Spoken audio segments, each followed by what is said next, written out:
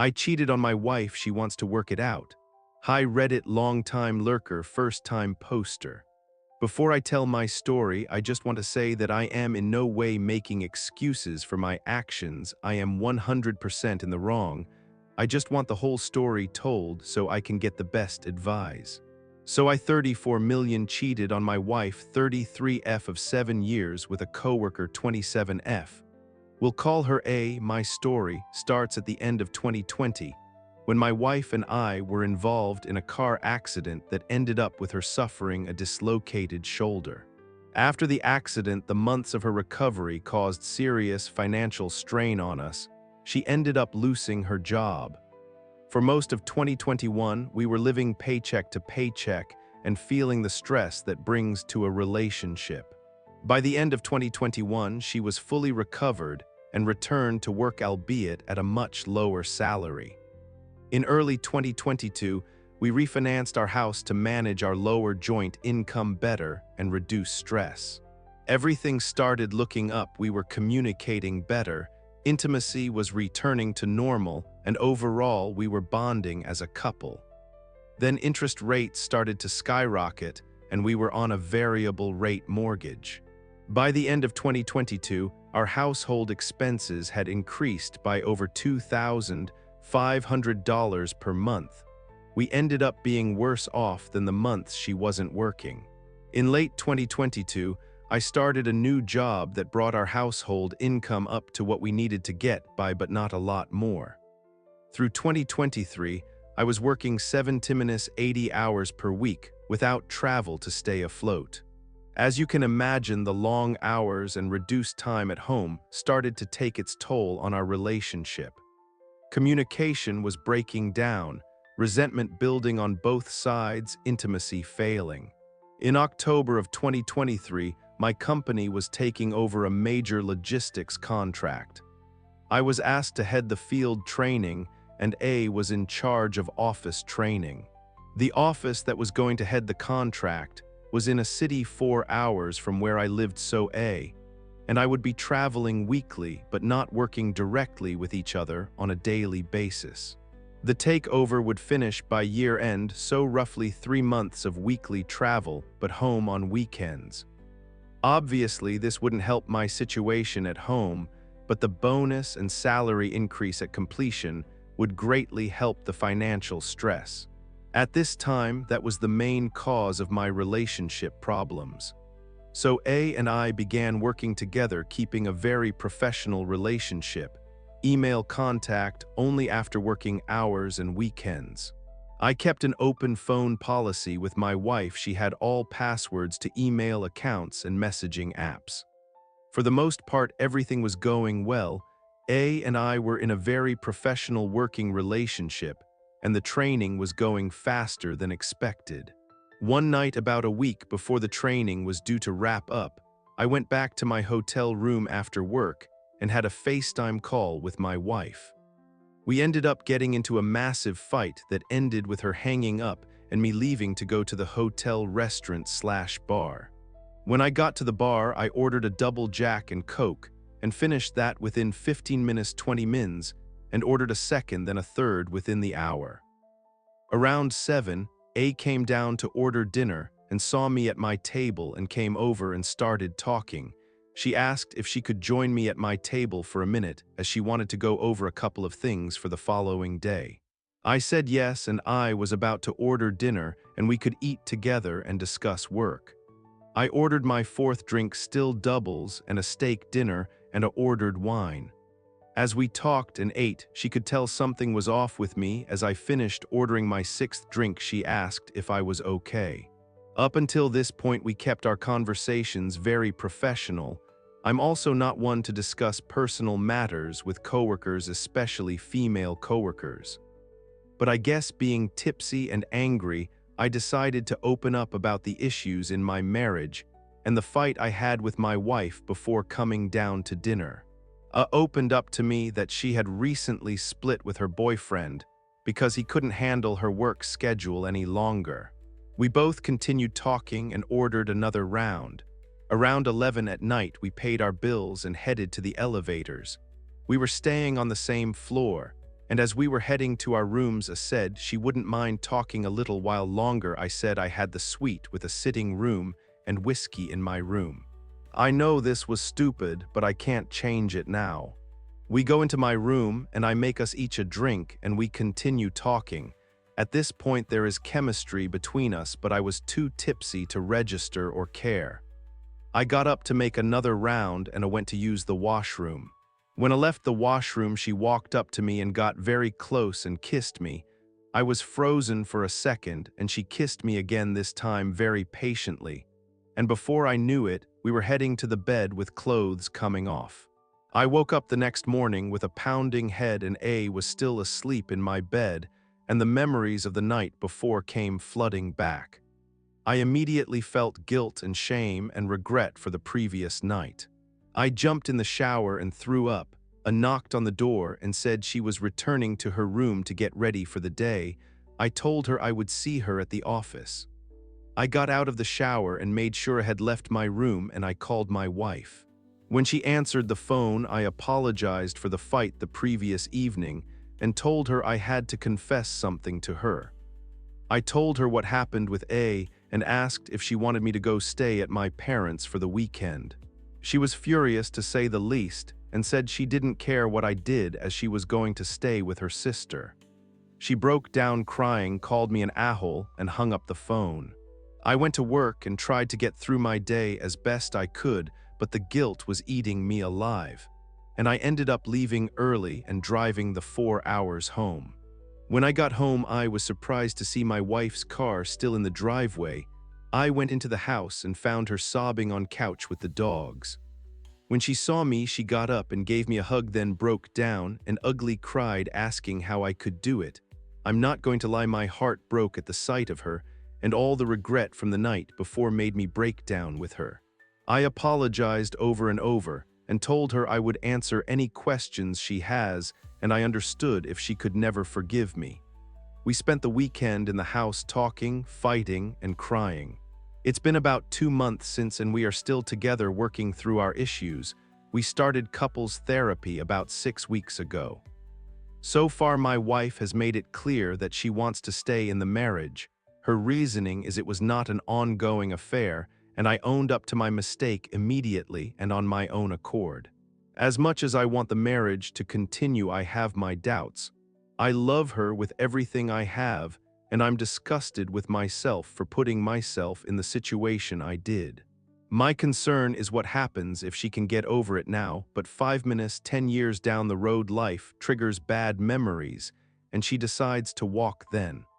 Or is our relationship going to always be one of doubt and trust issues on her side? Asking for advice from internet strangers, as we have kept this quiet and not told any friends or family. Hi, all thanks to everyone who replied to my first post. I appreciated all of your responses, even the harsh ones.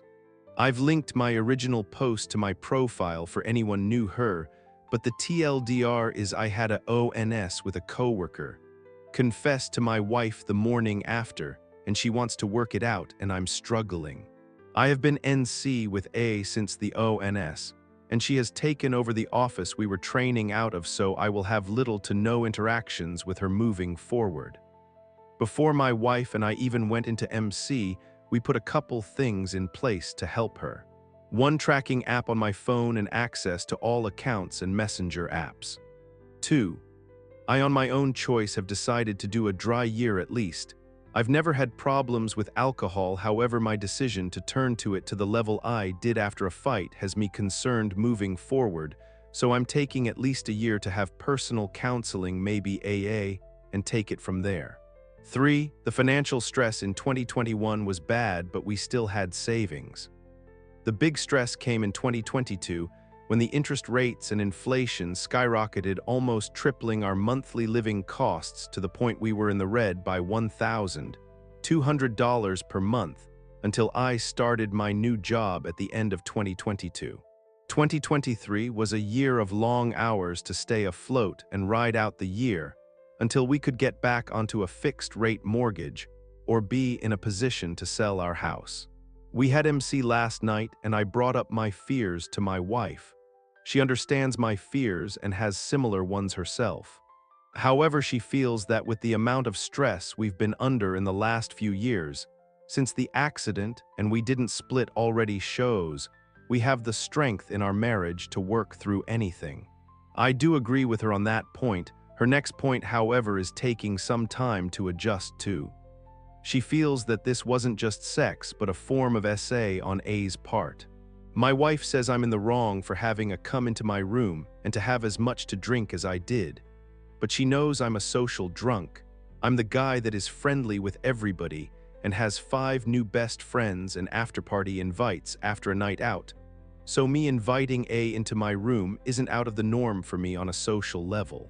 Her thoughts on the SA angle is, I saw me down 4 drinks with her at dinner, and there was 2 empty glasses on my table when she sat down, and I had 1 more with her in the room before she came on to me, so for sure she knew I had 7 drinks she could confirm.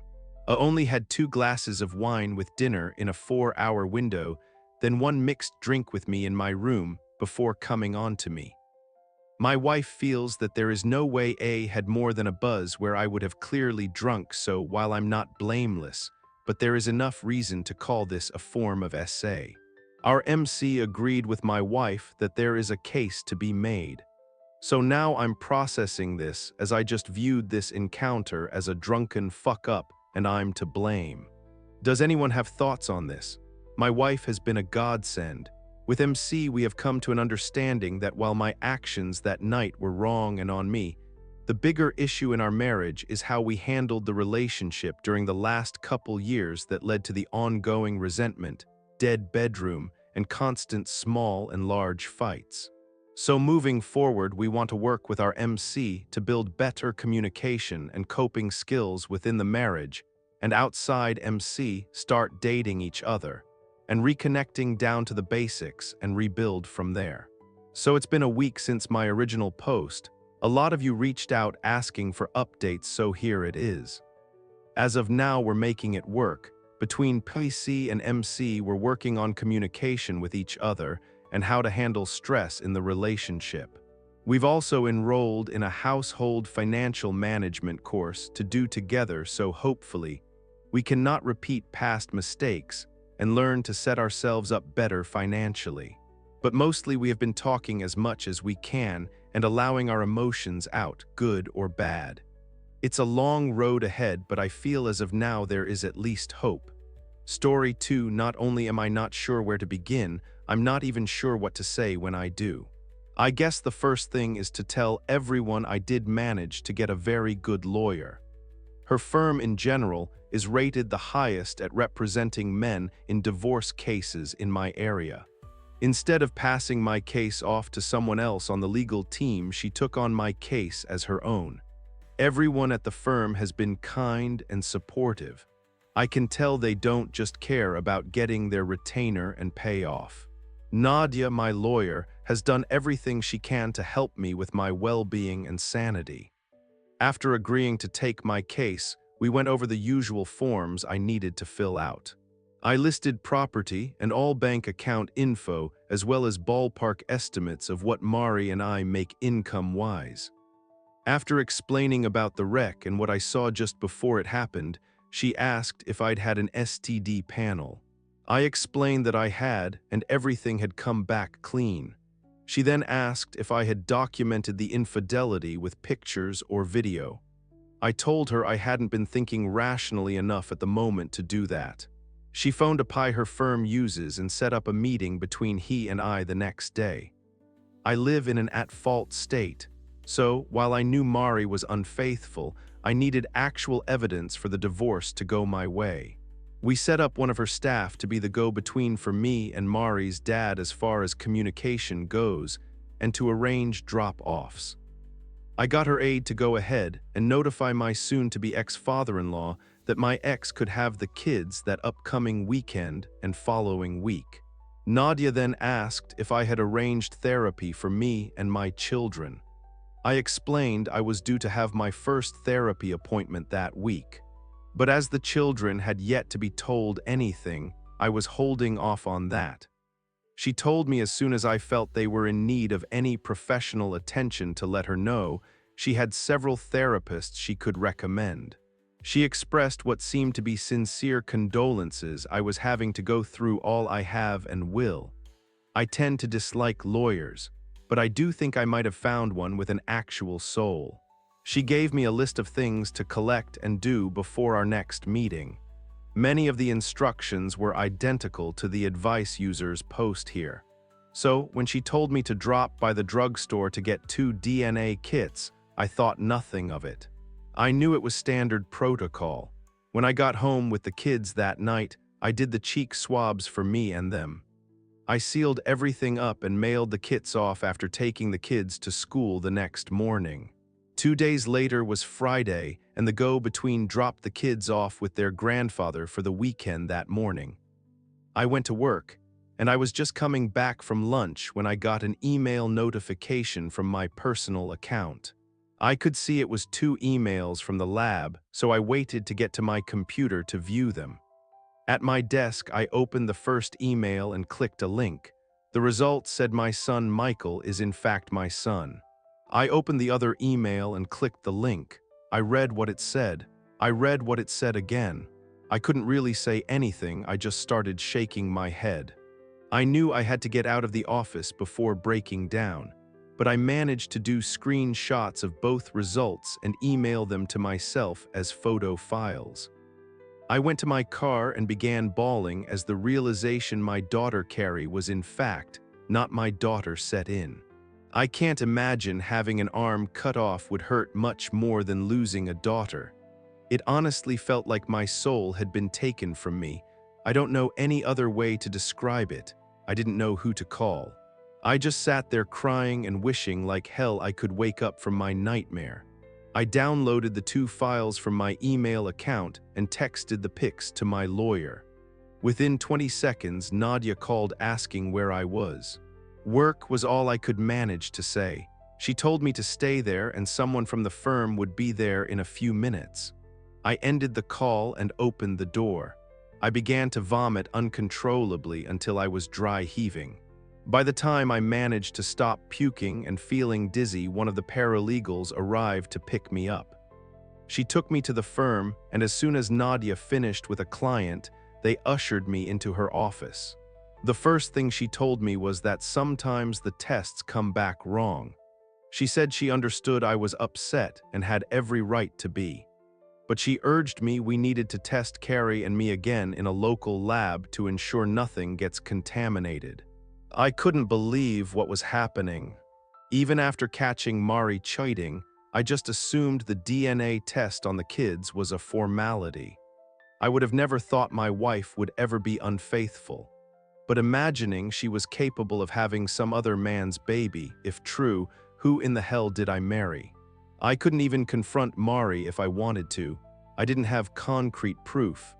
Yet I couldn't imagine if the results confirmed what we highly suspected, how she and I would ever have that conversation. One of the ladies in the office at the firm had a blood pressure cup and checked mine to make sure it wasn't at dangerous levels. It was elevated, and I did feel like I was close to a panic attack.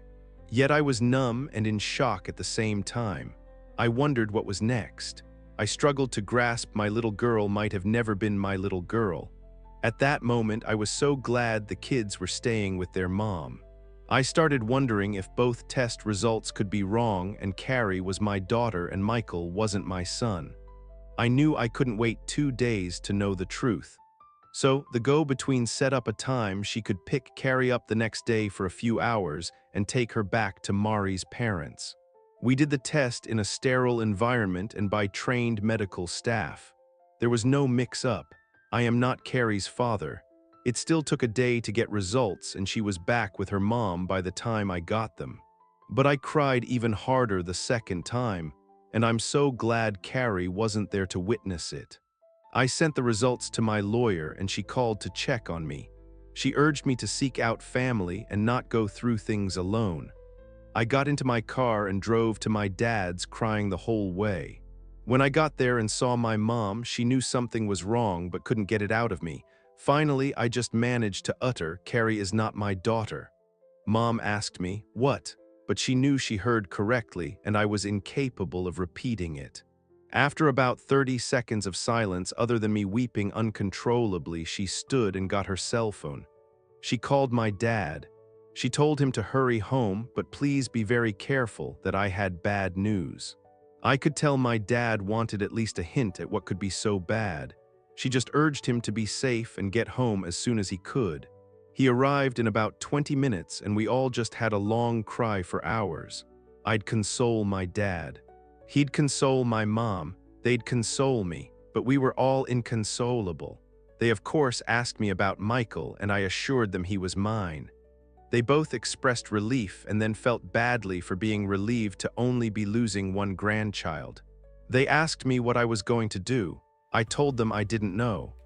The only thing that was certain for me at that moment was that Carrie would never want for anything she needed and most things she wanted. I didn't even care about potential required child support at that moment. She was going to be taken care of. As horrible as I was feeling for myself, I felt even worse for Carrie being totally innocent.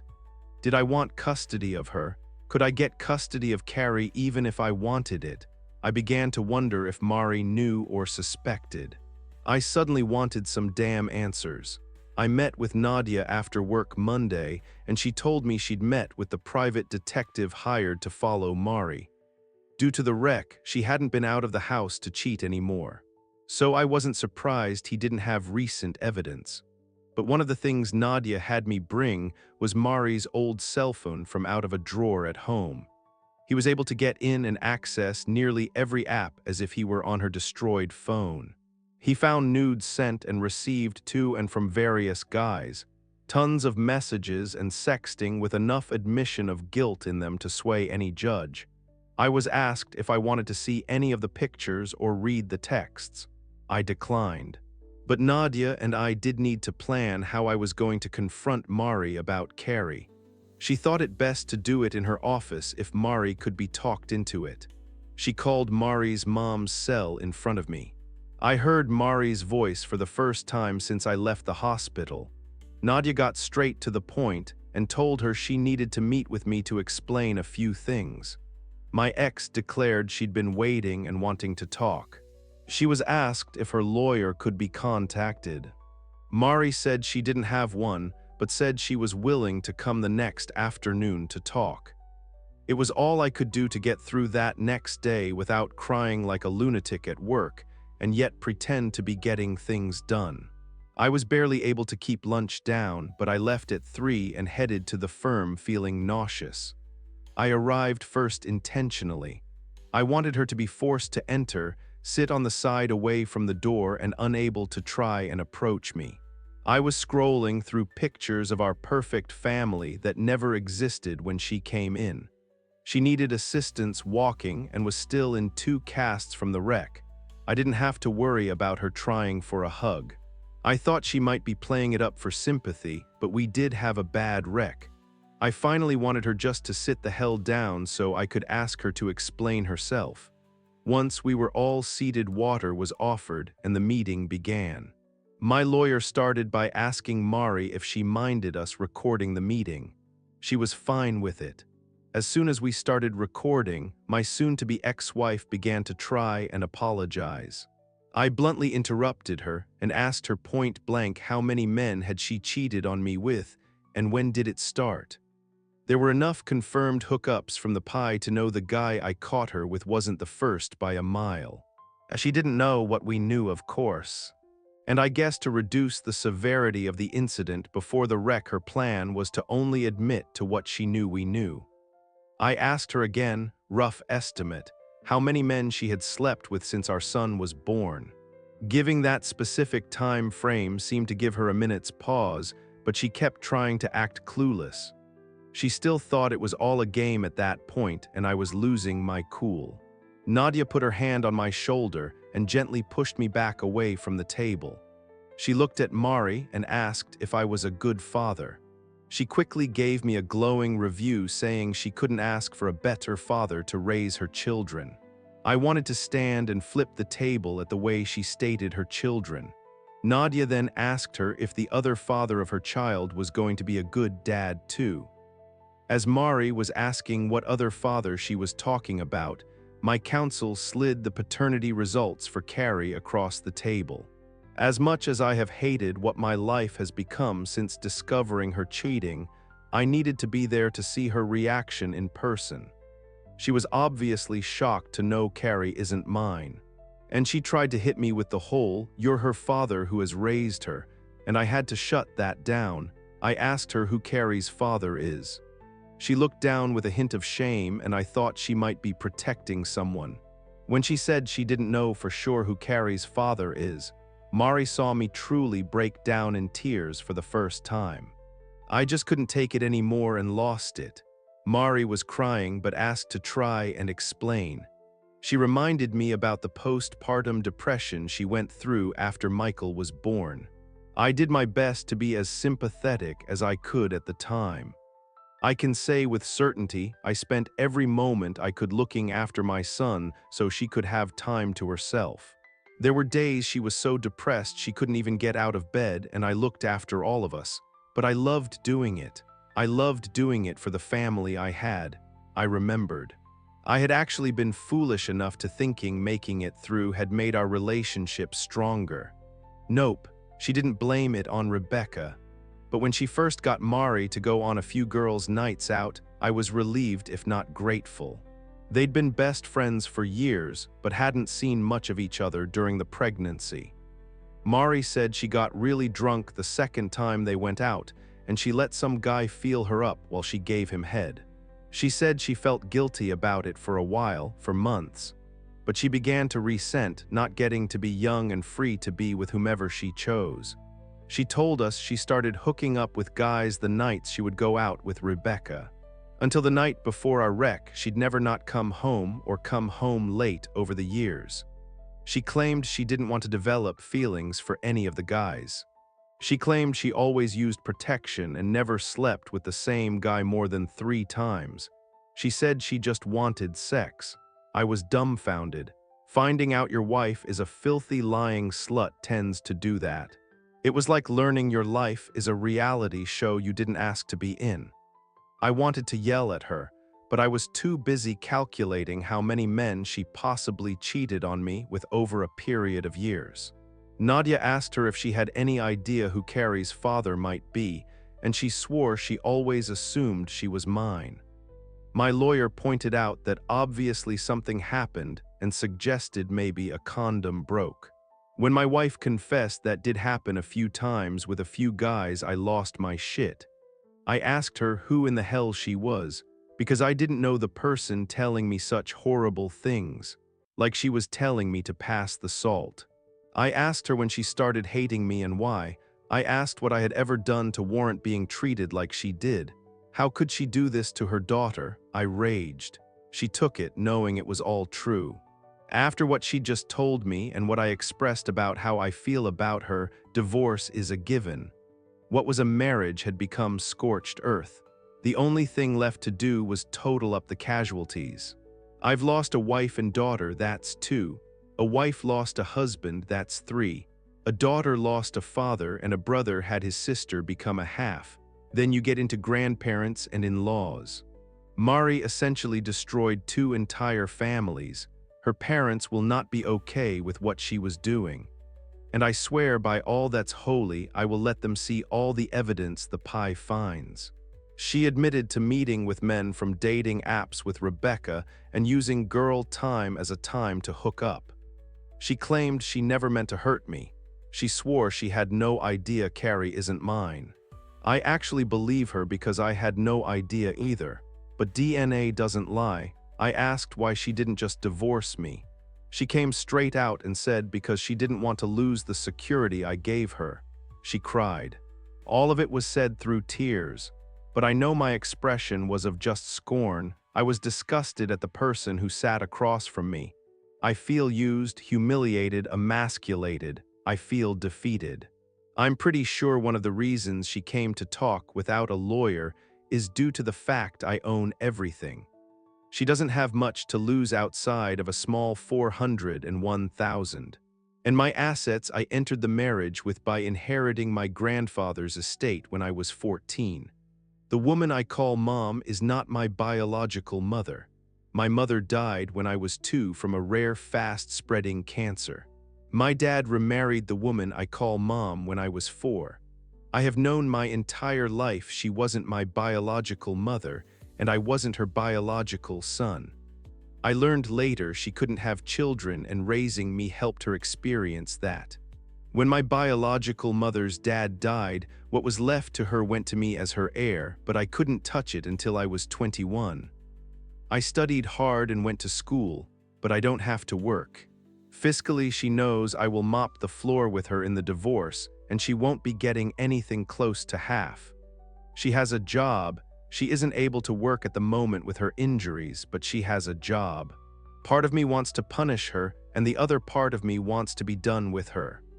Mari was obviously medicated for pain. Maybe that's why she was being so blunt. But her words just cut me deep as my imagination made them even worse. I asked if she felt any shame. She claimed she did. I asked how the hell we were going to find out who Carrie's father actually is. My SDBXW started in with the "I already know who her father is" BS. I was not in the mood for some philosophical discussion about what constitutes being a father. Whomever Carrie's father actually is deserves to know, and she needs to know about his family for health reasons. The evidence the PI had found didn't stretch back to before Carrie was born. I asked her if she could find any of these men or had saved their numbers. She had the audacity to say the point of losing their numbers was to never see them again. My God, how did I not see that logic? I told her she might have wanted to keep his number to let him know he had a child on the way, or she got an STD. I want my name off of Carrie's birth certificate. DNA proves she is her mother's child and not mine. As stated, I will support her financially on my own free will long past her turning 18. She will not want for anything. As for my son in custody, I'm truly not sure what to do. Before the paternity test, I was strongly going for a 90/10 arrangement, giving my ex-wife custody 1 weekend a month and certain holidays. Now that Carrie is not mine, I don't feel right about pursuing custody for her even if I could get it. As Michael is in fact her brother, albeit half, I don't want to take him from her too. I don't want either of them to suffer. But I haven't seen Carrie since the test results, and I can't let her see me break down because of them. God knows how much her therapy is going to cost me, but I will have to pay for it. There is no way to know if her real dad can afford it, and my own therapy will be enough to pay for some shrink's new beach house. Driving home after the meeting, a huge part of me just wanted to end it all. It seemed like the most beneficial solution for everyone but me. Both families could go on pretending about paternity. My ex could whore around openly while spending my grandfather's money. And the kids wouldn't have to deal with any broken marriage or failed relationships. But by the time I got home, I said, F that. Nadia is drawing up divorce papers and legal paperwork to have me declared not Carrie's father. That will make things take much longer. But I do not want any legal grounds that can force me to interact, pay for, or deal with offspring that are not mine. The legal team is doing research for ways to find out who Carrie's father is. Many of the ancestry sites suggest potential relatives when results come back. Right now, that's our first plan of action, even if the results don't come back pointing to a certain individual. They might point to a brother, cousin, or another relative. Whomever the guy is, he may not be ready to accept a child he didn't know about. It could cause some anxiety in his life. But I doubt it will be nearly the terror I felt losing my daughter forever because she never existed. Everything is just so screwed up at the moment. Nothing is stable. Chaos is a daily burden at this point. The kids come back to the house Sunday afternoon.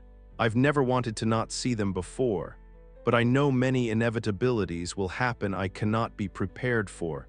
When she sees me and wants to hug her daddy, I'm not even sure how I'll react. Hug her and cry like a baby knowing she has not ever been truly mine. Tell her I'm not the person she's looking for. I don't have it in me to be mean to her. But my heart is broken. Like there is nobody to take this out on, even Mari. Because nothing I could do outside of murder would equal the betrayal she has done to me. That scale will never be balanced. She used me and spit me out. She deserves to rot in hell for her promiscuous, lying ways. I'm destroyed and everything I used to love is too. I will win the divorce. Nadia and company will make it the most lopsided division of assets in the history of divorce. But Mari reduced or removed the value of so much for me it feels like she's already won. Again, to hell with her. I'm left with a son she will try and use against me and manipulate. Some people really are so horrible they deserve to be put down like an animal. I made the stupid decision to have a child with one. I just know now I'm not the only stupid one. TL/Dr. SDBXW had been hooking up with random men since the birth of our first child. Discovered the daughter we had together is not mine, and SDBXW doesn't know who the father is.